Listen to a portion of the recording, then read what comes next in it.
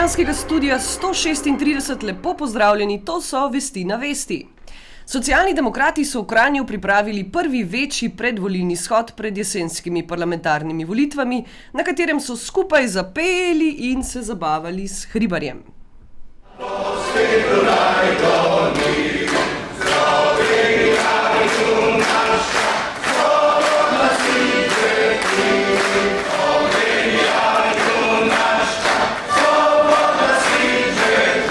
Tudi meni je všeč Katarina Kresal, sam tam, kjer se je Senica dobro sedla, nima smisla praziti. Potem jim je spregovoril Borut Pahor, ki je dejal, da so razlike med SD in SDS prevelike, da bi skupaj sestavljali koalicijo. Problem leta 2004 in problem leta 2008 je enak. Politika ostaja premočen faktor našega življenja, v gospodarstvu, v medijih, v kulturi, povsod je navzoča politika. Tudi tam, kjer je moteča in kjer je sploh nepotrebna. Je. Naš program je, da jo umaknemo stran. Ali se strinjamo glede tega? Ali se bomo borili za to? Ali bomo dali vse od sebe za to? Ali bomo v teh 6 mesecih šli do konca, ker smo tik pod vrhom? Ali bomo ali ne? To mi delajte. Za presenečenje igračka in čokolada je poskrbela javnomnenjska raziskava podjetja Spam. Miki, šta je to Spam? Smeče. Smeče. V glavnem, podjetje Spam, ki je SD namerilo le 14,3% glasov, SDS pa 20,8%. Takole pa je na shodu Pahorju srečo zaželela ena njegovih oboževalk. Pa nisem bila jaz.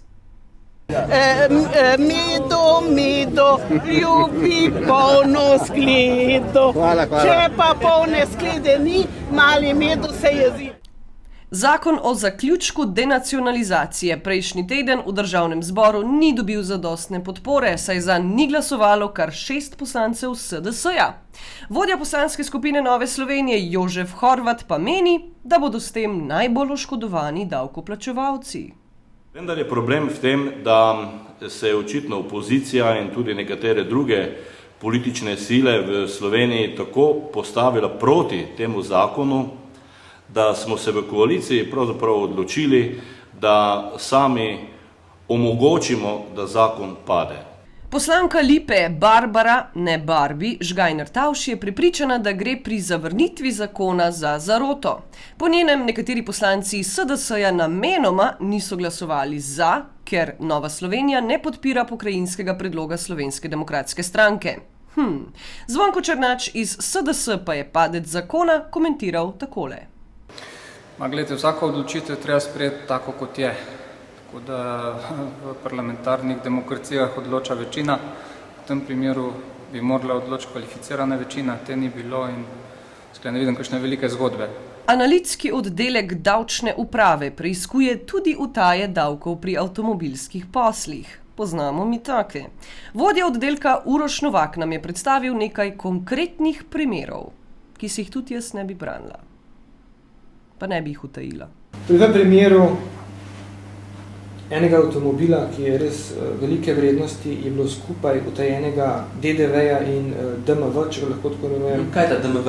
Davek od motornih vozil, ki ga moramo plačati. Tudi če bi prodal avto, ne? Skupno utajenega DDV-ja za 36,000 evrov pri enem vozilu. Pa veste, koliko je bilo vozilo, skupna vrednost na začetku je bila 161,000 evrov, ko je bil bila iz Nemčije. No, zdaj bom pa prebral znamke, kot sem obljubil. Ta prvo je kar Ferrari F430 Spider. Ob 20. obletnici zaplemb mariborskega študentskega časopisa Katedra so njeni nekdanji sodelavci organizirali eno tako okroglo mizo. Andrej Fištravec je ob tej priložnosti predstavil razliko med nekdanjo in današnjo generacijo katedrašev. Ko je Katedra nova nastala, je prišel en član uredništva k meni in vprašal, če bi jaz pisal kolumne. Vse rekel, da bi, potem pa drugič prišel pa je rekel, da mi posreduje željo glavnega urednika, odgovornika. Ne bo moje pisanje uravnovešeno. In pa zdaj se rekel, uravnoteženo, tak je bila pred 2 leti, da to, da imaš uravnoteženo nekako pisati. Pa sem rekel, da jaz ne znam uravnoteženo pisati. Ja pač pišem tako, kot pišem, ne? In potem več niso me kontaktirali. Slovenija, Slovenija, Slovenija. Kultura. V Izoli, tam kjer je sonce, so na približno 200 stojnicah pripravili mednarodni sejem starin. Pobudnik prireditve Janez Janežič nam je povedal, kako se je vse skupaj začelo. Najbrž so jedli tudi ribe. Muzejem sem pa naročil, lejte, zdaj imate priliko, kar vam manjka v vaših zbirkah, ali pa če mislite, da je kakšen kaj ukradel, kaj boste videli. Kaj boste videli, ja, pridite sem. In so tu, pridejo in iščejo in tudi kupujejo. Tako da sem zadovoljen glede tega, ne? Da kupijo. Ne? Tomo Križnar z ekipo zaključuje dokumentarni film Darfur – vojna za vodo. Film, ki bo prikazal dogajanje v Darfurju in v čadskih begunskih taboriščih, naj bi bil premierno predvajan maja. Upam, da bo dobil eno ful hudo nagrado v Cannesu. Zmaga naj kaj, zmaga naj. Now you see what is happening here. Firing everywhere, guns everywhere, dangerous everywhere. This is the way we live here. It is happening every day. Iz zaklonišča je vstal in zapil unim tam nasprotnikom. Če ste desci, pokažite jajca, vstante, ne? In takrat je ostrostrelc prestrelil skozi roko in skozi vrat in potem je celo noč umiral. Mi mu pa nismo znali prerezati vratu, da bomo dali noter trskiko. Nismo upali, nismo znali. Zato smo tako frustrirani, zato ta film nastaja v frustracijah. Še vreme? Miki? Tiho ili Purin, na otvorenom Jugo i Levant 4 do 14 čvorova, more 1 do 2, na otvorenom 2 do 3. V Splitu je sonce. Iz ljubljanskega studia 136, to so bile Vesti na vesti. Ostanite še naprej z nami.